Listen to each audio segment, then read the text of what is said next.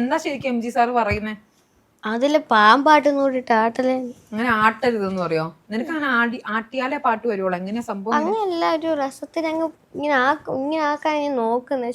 ചില ടൈമില് ഞാന് ഗ്രൂമിങ്ങിന് പോകുന്ന ടൈമിലൊന്നും ആ സാധനം കിട്ടാറില്ല. അപ്പൊ ഗ്രൂമിങ് സാറിന് പാടിക്കൊടുക്കുമ്പോ ചിലപ്പോ സ്ലിപ്പ് ആവാൻ സാധ്യതയുണ്ട്.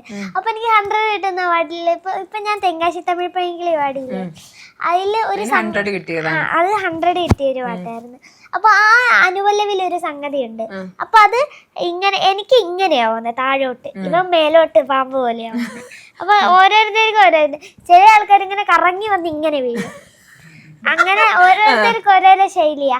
അപ്പൊ നമുക്ക് ചില സംഗതികൾ അങ്ങനെ പാടുമ്പോ കറക്റ്റ് കിട്ടും. കറക്റ്റ് അങ്ങനെ ചെയ്യുമ്പോ നിങ്ങക്ക് കറക്റ്റ് വരൂല്ലേ? പക്ഷെ കൈയിട്ട് ഇങ്ങനെ ആക്കുമ്പോ നമുക്ക് ഇച്ചിരി ഒരു കോൺഫിഡൻസ്. നിങ്ങൾക്കൊരു കോൺഫിഡൻസ് ഉണ്ട്, പക്ഷെ അത് ഇച്ചിരി കുറയ്ക്കണം എന്നാണ് അവിടുന്ന് പറയുന്നത് അല്ലേ? അത് ഓവറായി പോരും. ഞാൻ ഇച്ചിരി ഓവറ. ഇവ മാങ്ങ പറിക്കാൻ പോകുന്ന പോലെ.